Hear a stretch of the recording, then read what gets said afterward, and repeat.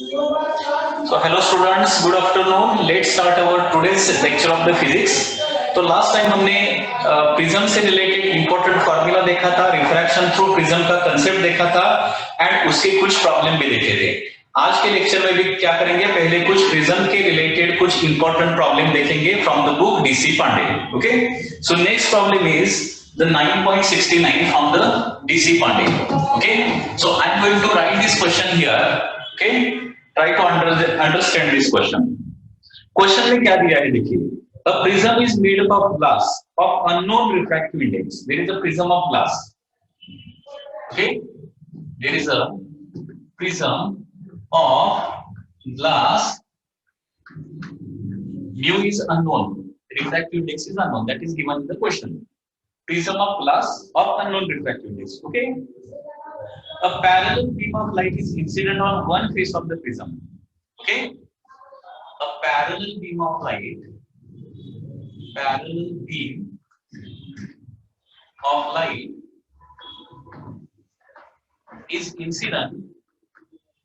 is incident on one face of prism. One face of prism.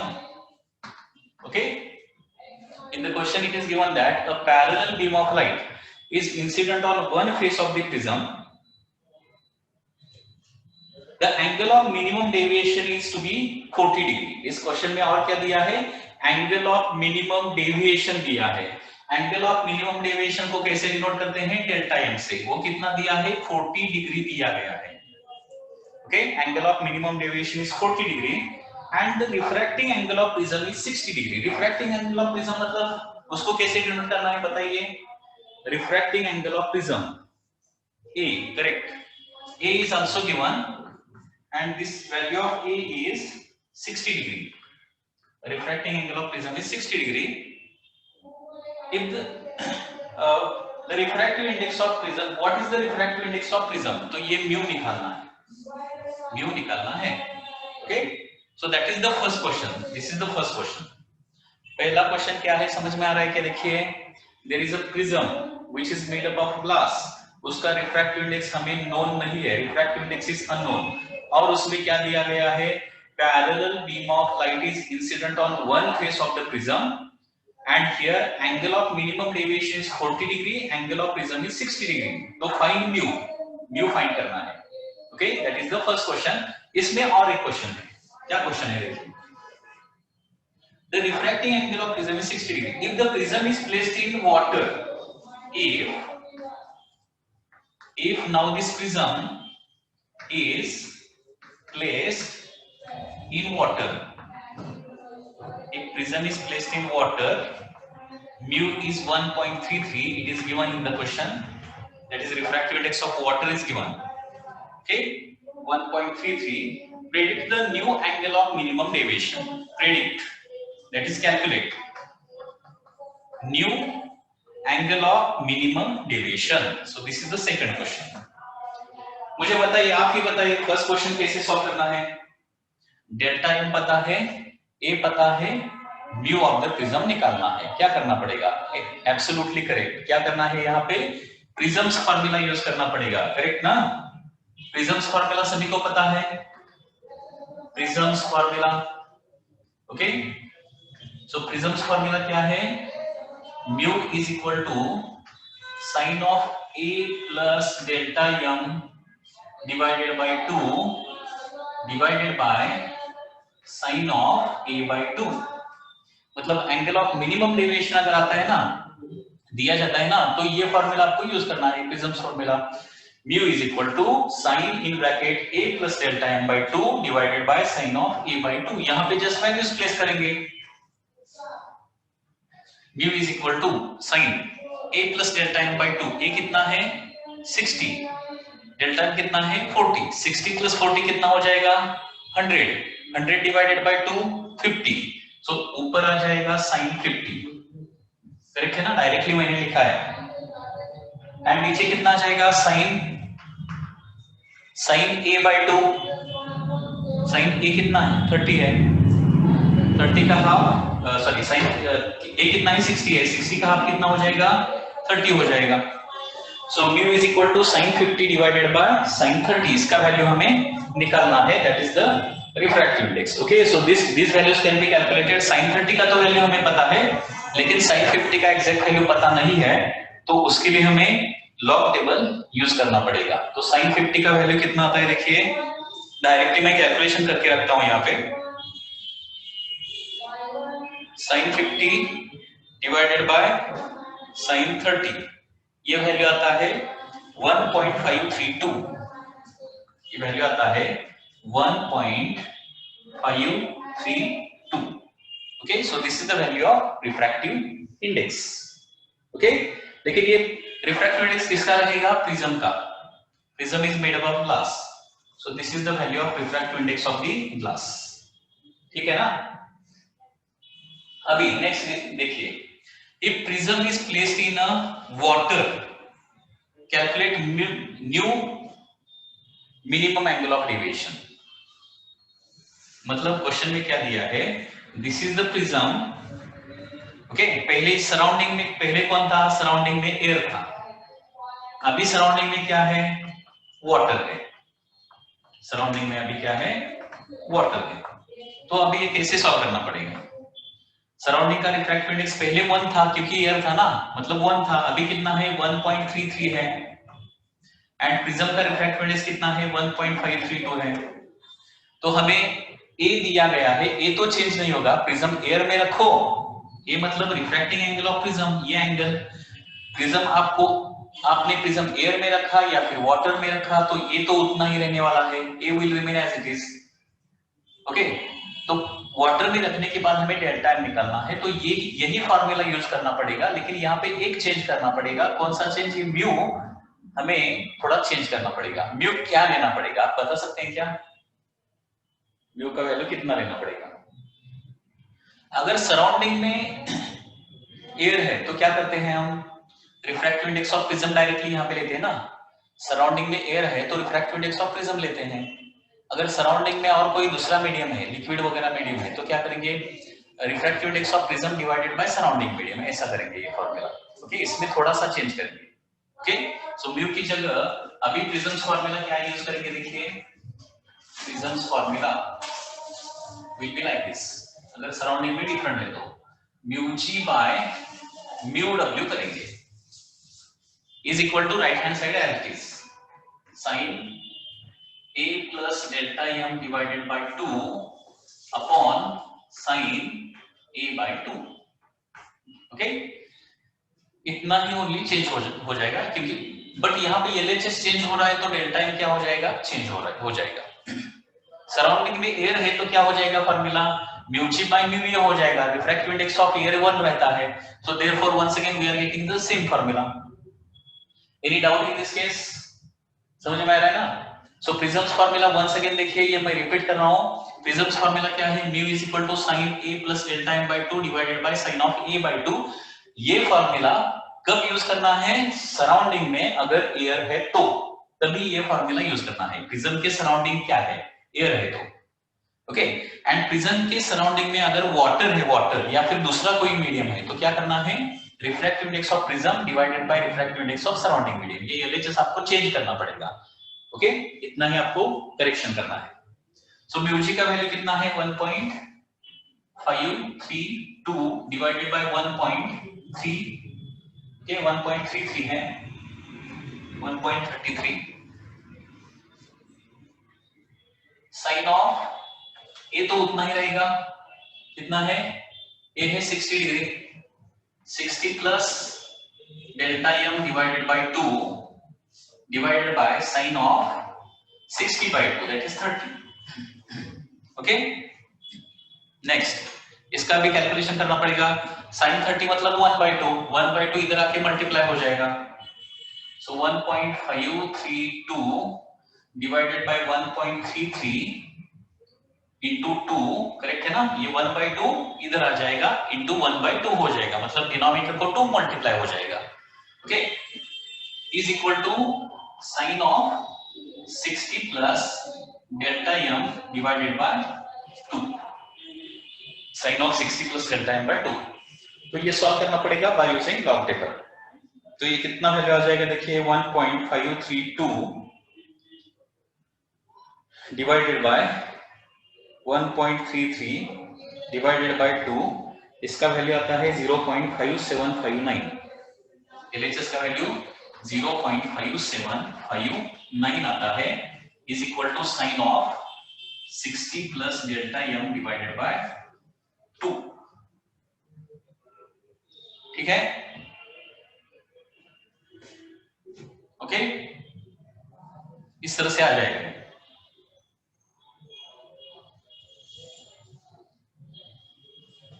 तो अभी क्या करना पड़ेगा, साइन को एलएचएस को लेके आना पड़ेगा, साइन इनवर्स हो जाएगा, मतलब दोनों साइड का साइन इनवर्स लेंगे तो क्या क्या हो जाएगा, यहाँ पे साइन इनवर्स एंड यहाँ पे साइन कैंसिल आउट हो जाएगा।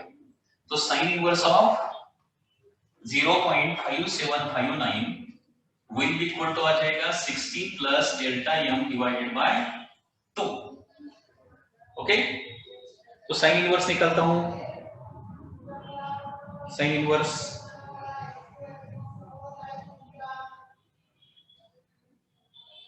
इनवर्स ऑफ 0.5759 ये आता है 35.16, ये आता है 35.16, तो अप्रोक्सीमेटली 35 मैं लेता हूं, 60 plus delta m divided by 2, 35 degree आता है, 35 डिग्री।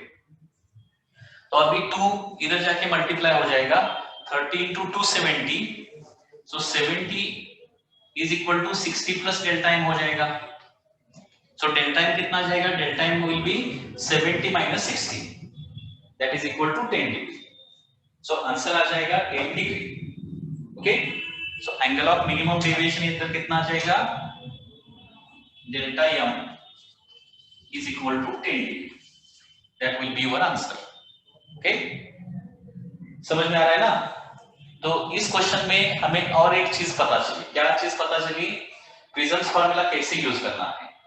सराउंडिंग मीडियम दिया तो क्या करना है, ये आपको समझ में आ गया, करेक्ट है ना। मतलब सराउंडिंग में अगर एयर है, प्रिज्म के सराउंडिंग में अगर एयर है तो फार्मूला यूज करना है mu is equal to sin a plus delta m by 2 divided by sin a by 2। Okay, and prism के सराउंडिंग में दूसरा मीडियम है तो क्या करना है, what is to be done, refractive index of prism divided by refractive index of surrounding medium करना है। refractive index of prism divided by refractive index of surrounding medium is equal to RHS will be as it is, that is sin a plus delta m by 2 divided by sin a by 2. Okay, there is one question, let's solve this question. A triangle with 120 30 30 with angle of incidence 60 degree will have how much angle of emergence? Okay, यहां पे एक triangle दिया है, question क्या है देखिए, there is a triangle of 120 30 and 30, 120 30 and 30 like this, okay, with angle of incidence 60 degree। यहां पे angle of incidence कितना दिया है, 60 डिग्री दिया है। एंगल ऑफ इमर्जेंस निकालने के लिए बोला है, इज टू बी कैलकुलेटेड। अभी यहाँ पे एंगल ऑफ इंसिडेंस 60 डिग्री है, लेकिन कौन से फेस पर है ये भी पता होना चाहिए ना। तो थोड़ा सा देखिए कौन से फेस पर है, यहाँ पे बेस कौन सा है ट्रायंगल का, मतलब इस प्रिज्म का ये देखना पड़ेगा। यहाँ पे प्रिज्म है, ओके, ट्रायंगुलर प्रिज्म, उसका एंगल कितना है 120 30 एंड 30 है। एंगल ऑफ इंसिडेंस 60 डिग्री दिया है, एंगल ऑफ इमर्जेंस निकालने के लिए बोला है। ओके, तो संदेश थोड़ा सा क्वेश्चन देखो और मुझे बताओ ये कौन से फेस पर इंसिडेंट हो रहा है, क्योंकि उससे आंसर बहुत चेंज होता है। क्योंकि इस प्रिज्म को हम ऐसे यूज कर सकते हैं, that is here 120, here 30 and here 30, it will be like this, and angle of incidence will be 60 degree like this, ऐसा यूज कर सकते हैं। या फिर इसको मतलब इसको बेस कंसीडर करके इस पर भी रे को इंसिडेंट कर सकते हैं। ये करेक्ट है ना। Okay, suppose it is like this,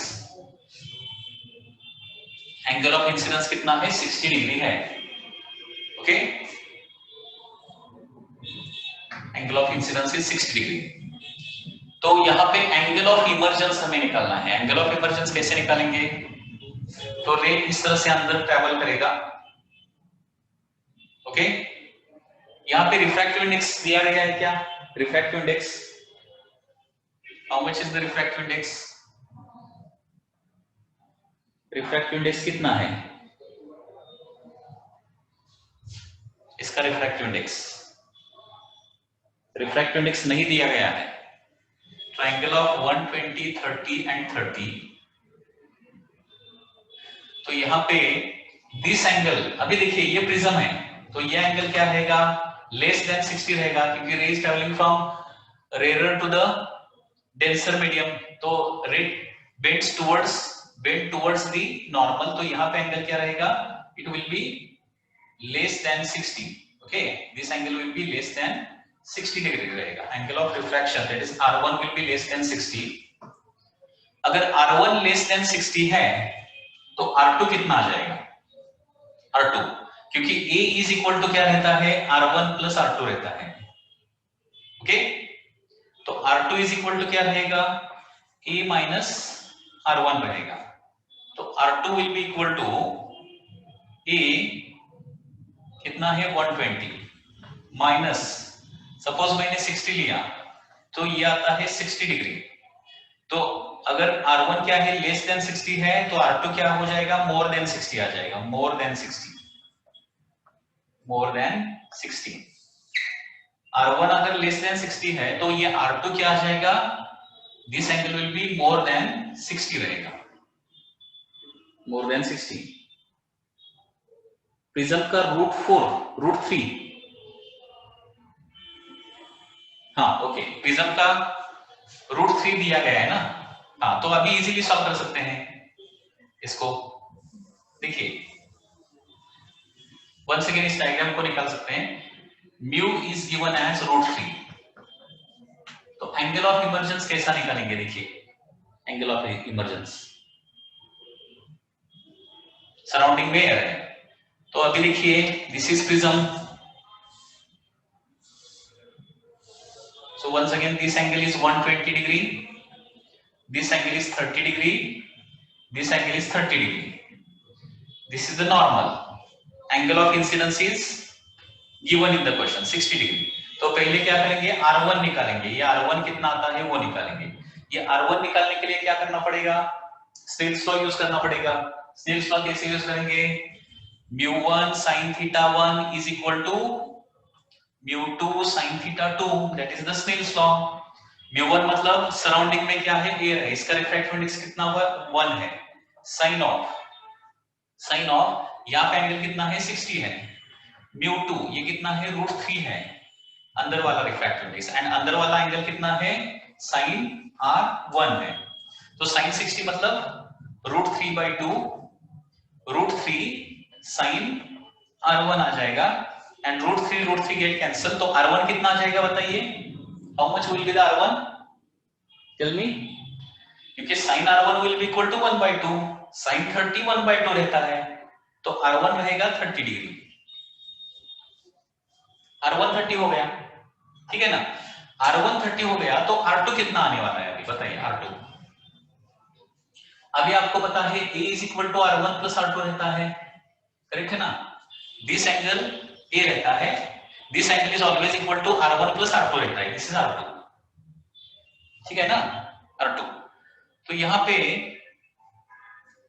A कितना है? 120 है, R1 कितना है? 30 है, plus R2, so therefore R2 will be equal to 90 degree, R2 will be equal to 90 degree. अभी इसका मीनिंग क्या निकलता है? R2 अगर 90 डिग्री है तो इसका मीनिंग क्या निकलेगा? R2 90 है तो इसका मीनिंग क्या निकलेगा?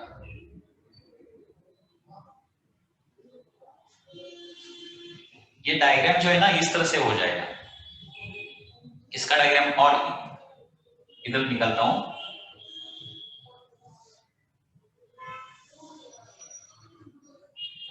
मतलब यहां पे इंसिडेंट रे रिफ्रैक्शन होने के बाद रे will travel like this along the surface, वो ट्रेवल करेगा। ओके, यहां पे नॉर्मल है, ये 60 डिग्री एंगल ऑफ इंसिडेंस है, R1 आ गया हमारा 30 डिग्री। तो ये रिफ्रैक्टेड रे कैसे ट्रेवल करेगा? R2 90 डिग्री होना चाहिए, मतलब ये रे ऐसा ट्रेवल करना चाहिए अलोंग द सरफेस, मतलब रिफ्रैक्टेड रे जो है ना अलोंग द सरफेस ट्रेवल करना चाहिए। तो एंगल ऑफ इंसिडेंस हमें इस एपेक्स पर ही लेना पड़ेगा, एपेक्स पर ही एंगल ऑफ इंसिडेंस लेना पड़ेगा 60 degree. So ray will travel along the surface like this. Ray will travel along the surface. ठीक है? तो ऑटोमेटिकली हमारा R1 हो जाएगा, R1 will be equal to 30 degree. Okay? And this will be R2 now. R2 will be equal to 90 degree. Okay? क्योंकि refracted रे ने normal के साथ किया हुआ एंगल, रिफ्रैक्टेड ये रिफ्रैक्टेड रे ना प्रिज्म के बीच वाला, this will be normal. So R2 will be along the surface only. तो along the surface है तो एंगल ऑफ इमर्जेंस भी 90 डिग्री रहेगा। फिर इमर्जेंट रे मतलब along the surface ये ऐसा ट्रैवल करेगा तो एंगल ऑफ इमर्जेंस भी 90 डिग्री रहेगा। फिर rays grazing along the surface, correct है ना? तो डायग्राम ये इस तरह से ही हो सकता है, दूसरा डायग्राम नहीं हो सकता। R2 90 डिग्री, R2 90 डिग्री होना चाहिए ना, दिस ये 90 डिग्री मतलब along the surface he travel करना चाहिए। तो ये इसका आंसर आ जाएगा। समझ में आ रहा है ना क्या बोल रहा हूं?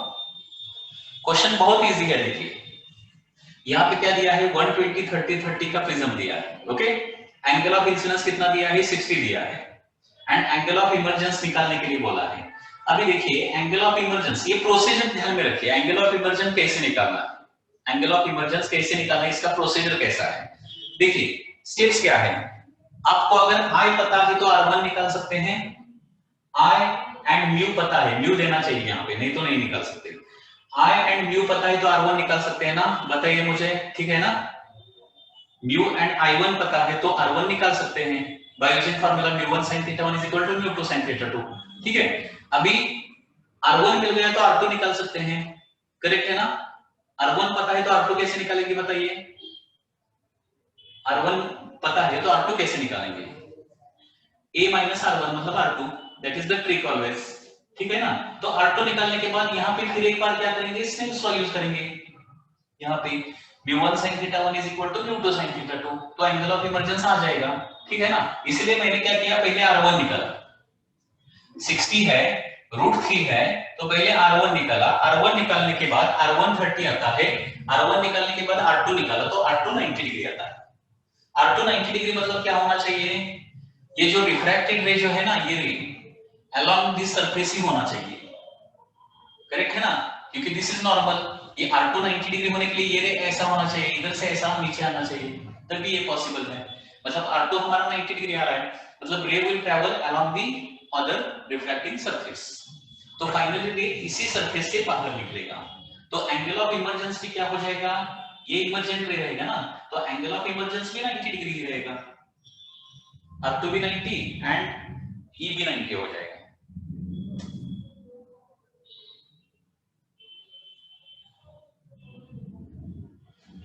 ओके ना? अभी नेक्स्ट क्वेश्चन देखिए, नेक्स्ट क्वेश्चन क्या है, refractive index of glass prism is cot A/2 and A is the angle of prism, then find the angle of minimum deviation। Question में क्या दिया है, रिफ्रैक्टिव इंडेक्स, इस क्वेश्चन में दिया है रिफ्रैक्टिव इंडेक्स दिया है, रिफ्रैक्टिव इंडेक्स कितना है, cot A/2, that is given in the question। Question में क्या दिया है देखिए, if refractive index of prism is, if refractive index of prism is cot A/2 and A is the refracting angle of prism, then find the angle of minimum deviation। Delta m निकालने के लिए बोला है, that is only the question। Delta m कितना आ जाएगा, ठीक है?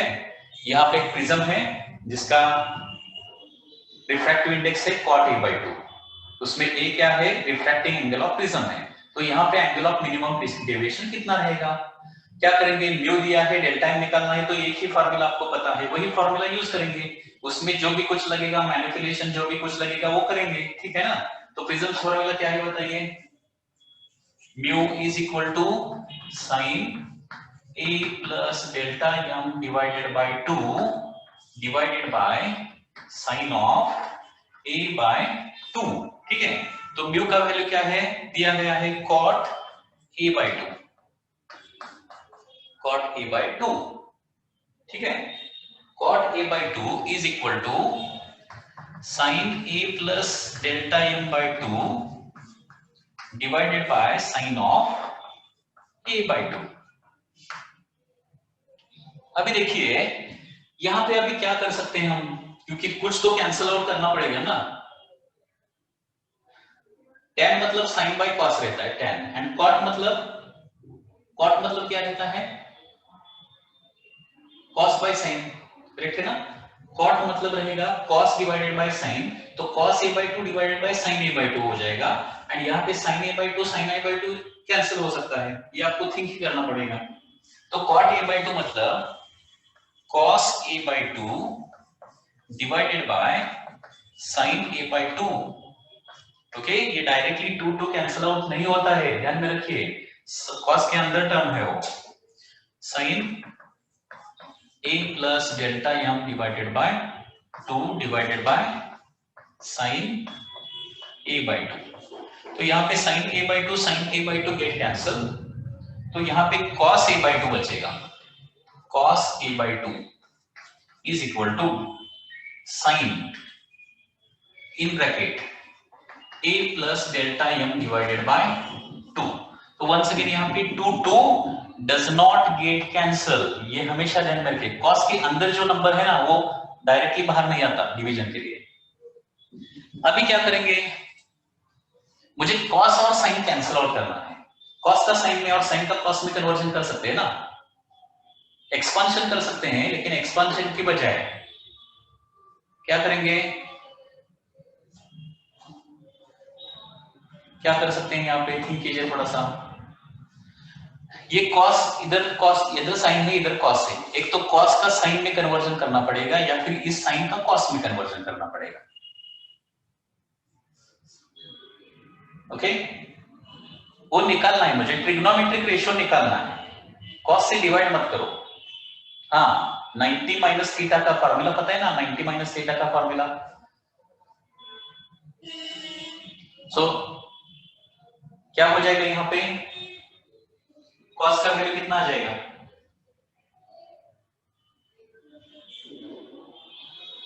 cos a/2 मतलब ऐसा लिख सकता हूं मैं, sin 90 माइनस a/2 ऐसा लिख सकता हूं ना, cos a/2 मतलब sin 90 minus a/2,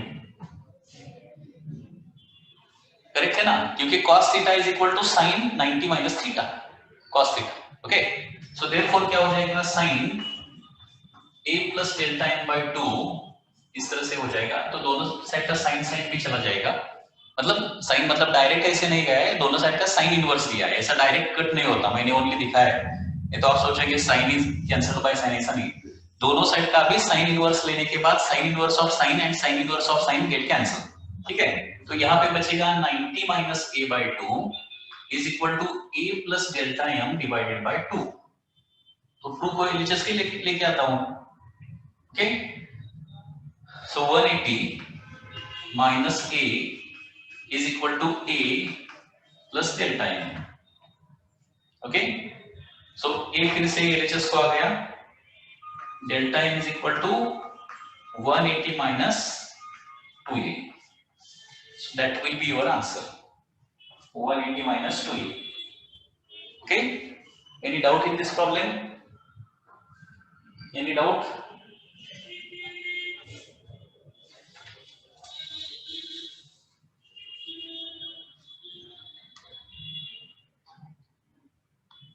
Okay,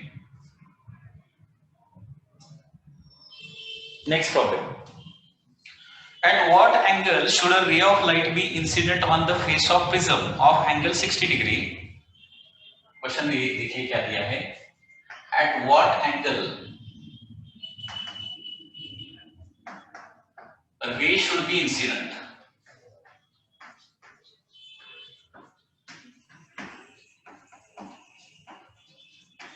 at what angle ray should be incident on prism of angle 60 degree, on prism of angle on prism of angle 60 degree. 60 degree का angle of prism है, मतलब ए का value 60 degree दिया है, so that it's just suffer total internal reflection on other face, so that just TIR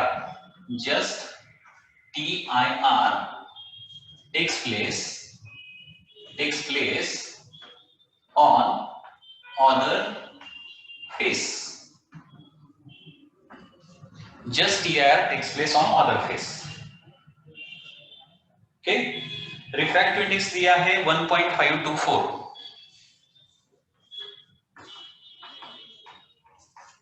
So this is the question. Question समझ में आ रहा है कि देखिए, at what angle ray should be incident on prism of angle 60 degrees so that just the total internal reflection takes place on other face. तो इसका diagram कैसे आ जाएगा?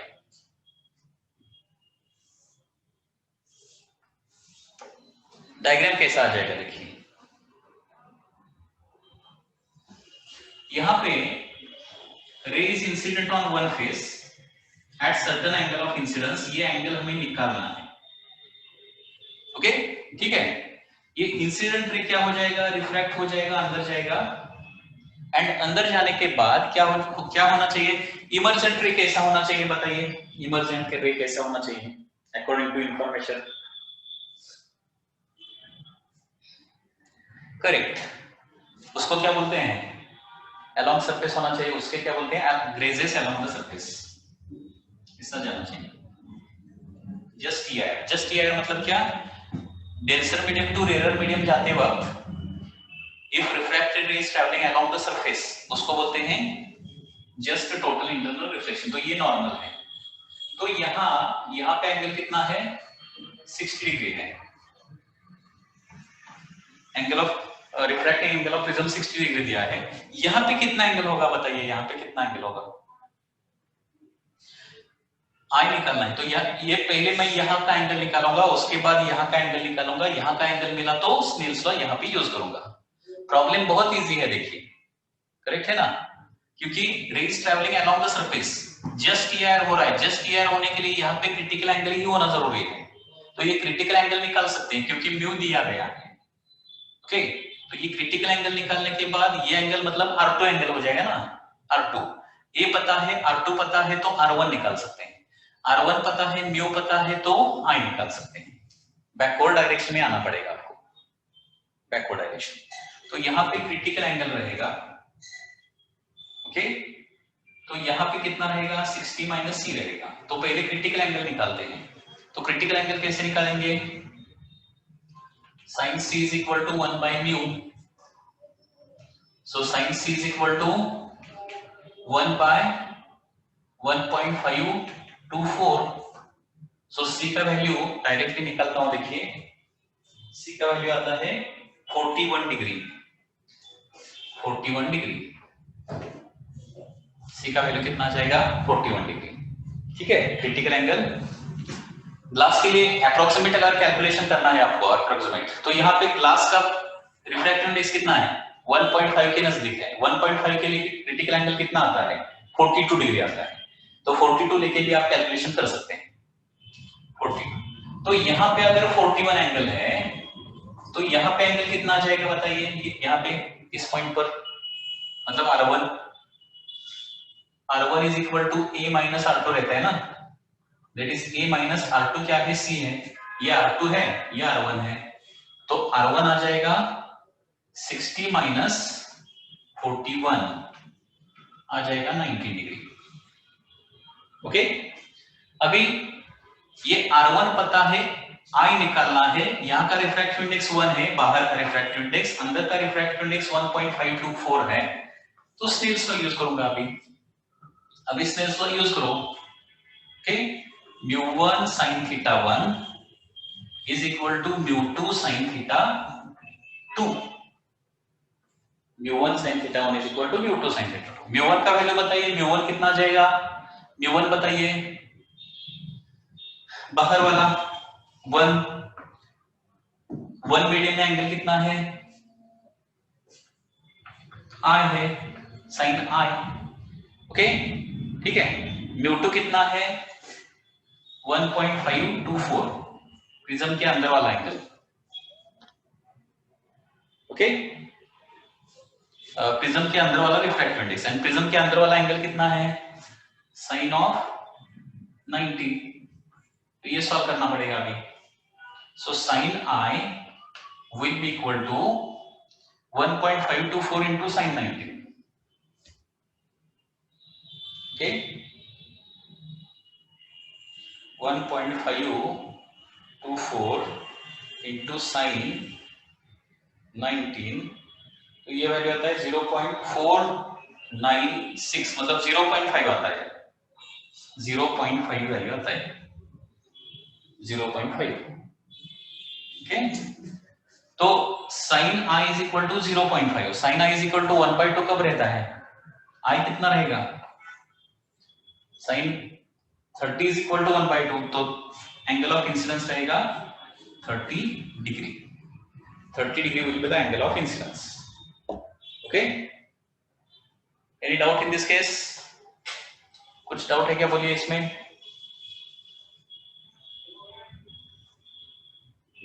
बहुत इजी प्रॉब्लम है। हाँ यहाँ पे ई बोला तो कितना आ जाएगा, angle of emergence will be 90 degree, correct, okay यहाँ पे ई कितना है 90 डिग्री। यहाँ पे एंगल ऑफ डेविएशन अगर बोला जाता है, एंगल ऑफ डेविएशन, तो पहले आई निकालना पड़ेगा, and I plus E is equal to A plus delta use करना पड़ेगा, angle of deviation I plus E is equal to A plus delta,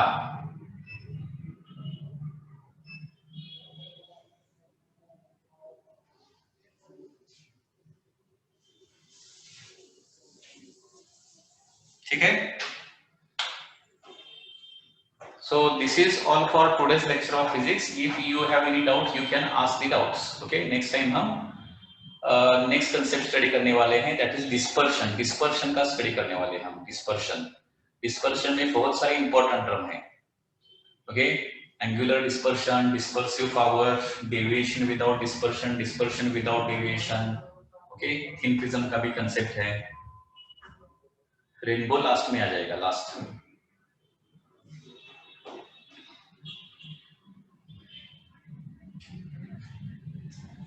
So this is all for today's lecture of physics. Okay.